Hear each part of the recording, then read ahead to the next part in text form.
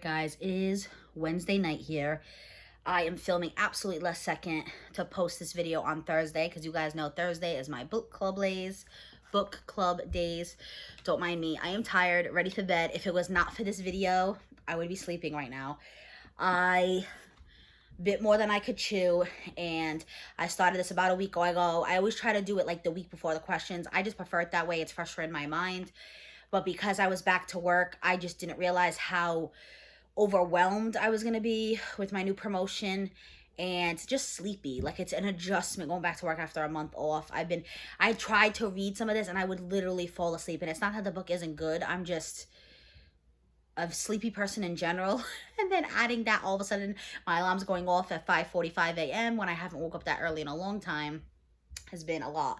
So we are going to answer the question, so don't mind if my energy's a little low. I also do have to use the ring light because, like I said, I am filming at night. So I don't have my glasses on because I don't want to bother you guys with that.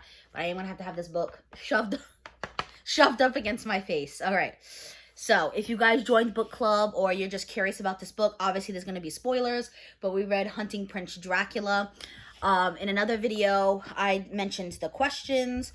I am going to read them quickly again just so you understand what I'm talking about, obviously, when I give you guys the answers and like the final review for this book. So question number 1 was, what did you think about the setting of Haunting Prince Dracula? Did you think that Kerri set the scene well? So I knew it was in Romania. I didn't know a lot about Romania. I didn't know that Thomas Criswell was actually like part Romanian, so I thought that was interesting. But specifically, it was the castle. You don't see a lot of Romania. You see her on a train and you see her in the castle, and that's about it. The castle was definitely eerie. When I first started reading it, I was thinking of Hogwarts. I was thinking of like all the magic, like all these secret hallways and the serpents and, you know, like almost like Chamber of Secrets, because like there was like these secret rooms. But there was definitely more eeriness than Hogwarts. You know, the room filling up with water, that's scary. This is not a place I would want to visit. I think she did really well detailing it all out, like even down to the sconces on the walls and like everything like that, the trap doors. It was pretty cool. Number 2, how do you think that Audrey Rose and Thomas changed since the first book? What do you think of their relationship? I definitely think Thomas is more open. Not completely. There's still things he's not willing to talk about, mostly about like his mom. But he's definitely more open, and I think they're both definitely just more open about their feelings, for sure. You could definitely know that there's feelings there right from the very beginning, where in the first book, I don't know if you guys heard that motorcycle just drove by. In the first book, you don't really get the feelings till about halfway in, and then you don't even know if they're reciprocated really till the end. But this one, you get it right from the beginning that their feelings are very strong for one another. And like I said, Thomas does open up a little bit more to her. Number 3, which parts of the book stood out to you most and why? Definitely the tunnels and the castle. I feel like that was a big part of the book, like the room full of spiders, the room full of bats. That definitely stood out to me. Oh my god, that last place that they were in the castle with the tree made of bones, I was just like picturing it in my head, and the bathtub full of blood. It was crazy. So I think it would be hard for that not to stand out to somebody. That is definitely what stood out to me. You guys will have to let me know down below if you read this book. Definitely answer the questions. Charmaine is doing it as well. I will link her video. Number 4, did the plotline unfold the way you expected? If not, what surprised you? Yeah, I mean, I thought there was going to be a little more classes. Like, yeah, they definitely did some classes. They definitely did more than the first book. We talked about this a lot when, I know, I can think of a specific person. I think Barbara, if I remember correctly. Don't mind me, I'm kind of tired.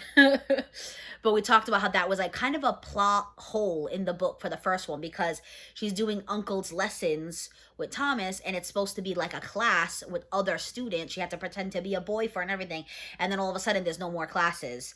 So there's definitely more classes in this book than the first one, but because they were mostly there for learning, for school, I thought there would be more classes than what we actually got. Let me see. But yeah, that's basically, I would say that was the only thing. Nothing really surprised me other than the craziness of the castle, like I mentioned before. I will say again, I did figure out the killer. I will get into that more when I get into the other questions, but it was surprising how like gory it was. Like, I don't know, Jack the Ripper was gory, but for some reason it didn't bother me as much as this book. This one really did. Like, just I guess because I was just imagining myself trapped in those rooms. It just connected to me more. But yeah. Number 5, what are your favorite quotes or paragraphs? I love that they said I love you to each other. I know, I thought that was really sweet. And then the fact that he like wants to court her now and they want to take things more seriously. I think nothing else like really sticks out to me. I really liked also the scene. I don't remember the exact quote, but when Audrey Rose was talking to, I want to say the dean. It's not a dean. The headmaster. There you go. That's the word I'm looking for. And he was like, oh, he was like basically trying to belittle her. And he was like, oh, you need scientific facts. That's what we do. And she said, I believe that scientific facts and instinct is an important thing. So I love that she kind of stood up for herself. You know, I've always loved the character Audrey Rose. I mentioned this a lot in Jack the Ripper, because I love that strong female role model.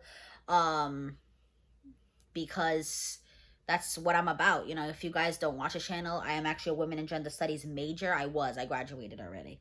Actually, that just reminded me. Something that I will say that surprised me, but it was in a good way, that I was very happy about for question number 4. I'll backtrack a little bit.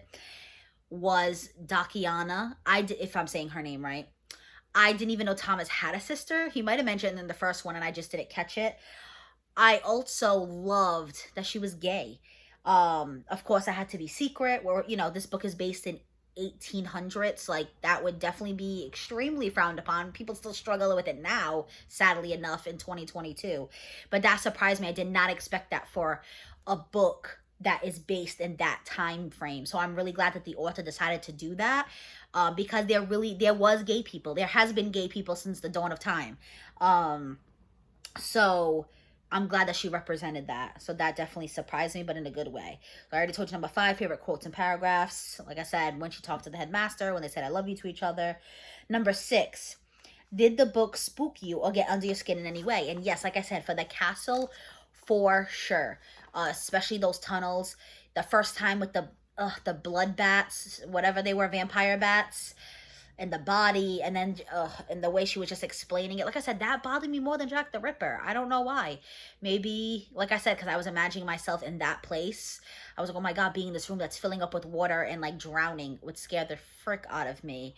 Being in this room full of spiders, and I am like an arachnophobe, if that's the word. I am like scared shitless of spiders. That definitely like spooked me. Number 7, did you suspect who was responsible for the murders? Yes, I did. And the moment I figured it out, I can pinpoint an exact moment where the first Jack the Ripper, I did guess the murderer, but I really couldn't pinpoint a reason. I was just like, I don't know, I have a feeling. This one, I knew. So, as soon as she sees that body that's being eaten by the vampire bats, and she's saying that it's blonde, and I'm thinking to myself, this was my first reaction. I said, oh, it's that woman that went missing in the village. Because I remember her saying that she was blonde and there was a woman missing, so it would make sense, right, that it's her. Then when they reveal that it's Anastasia, I started thinking to myself, how? How do they know it's Anastasia? Her face is mangled. So I was thinking, to me, that's like kind of a plot hole. Like, you can't just assume. So did they run a blood test? Did they run fingerprints? And I'm thinking, wait, this is 1800s. They might not have those things. Are they just kind of making assumptions? They never went into why they knew it was Anastasia. So I said, that's a big plot hole there. And then it clicked. I went, wait a minute. Anastasia's the killer. They're going to think Anastasia's dead, but the body is the girl in the town, like I thought, which is what ended up happening. If you didn't read the book. So yes, I did suspect the murderer.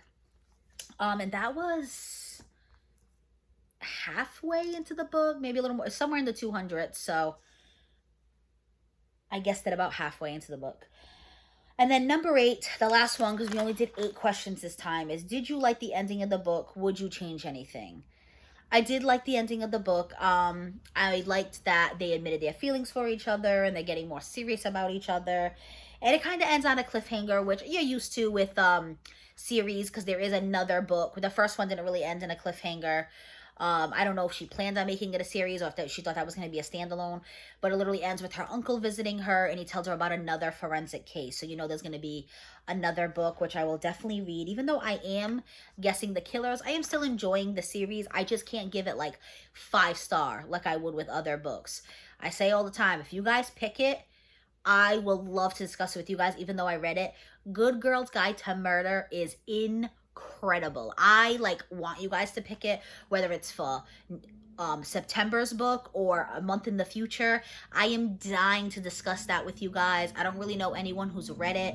I'm kind of hoping my brother's girlfriend reads it, because I would love to talk about that with her. So definitely consider the voting. Poll, I believe, is still open in Charmaine. It's not that I'm swinging you guys in any direction. You guys pick obviously whatever book you want.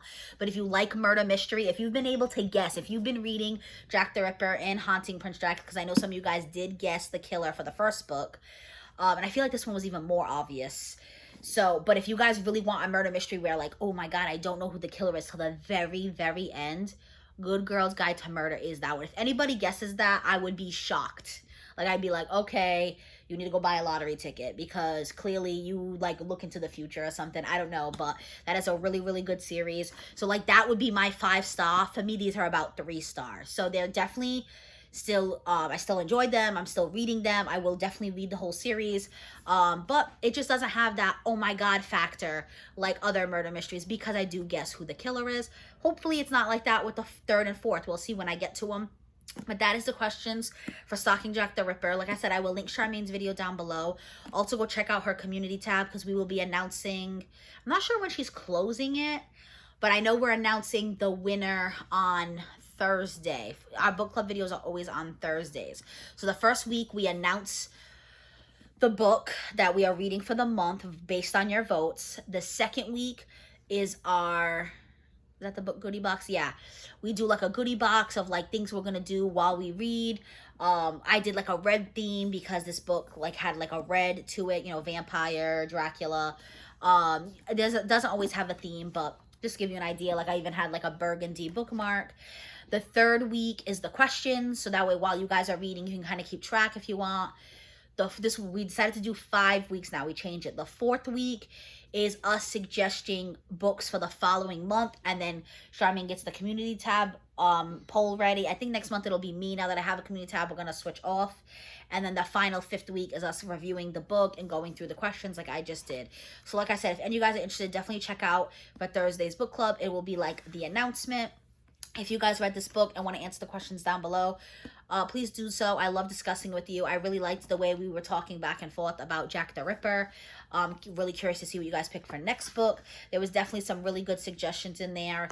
We had another murder mystery I suggested, which was One of Us is Lying, which I'm dying to read. I also suggested like a Hocus Pocus, since it's kind of like spooky season. And I know Charmaine has suggested, I think it was Atlas that sounded really good. I don't remember the titles right now because I'm half asleep. But that is it. I am off to bed. So if you're interested in book club, definitely check out Thursday's videos. Definitely subscribe, hit the notification bell. Like the video if you like book club. If you like me, it helps us in the algorithm. These don't get the most views, but me and Charmaine really enjoy them. But if you want to help with like, share, commenting, anything like that nature, it's always appreciated, guys. Like I said, I will link Charmaine's down below. But that is it for this video, guys. Be safe.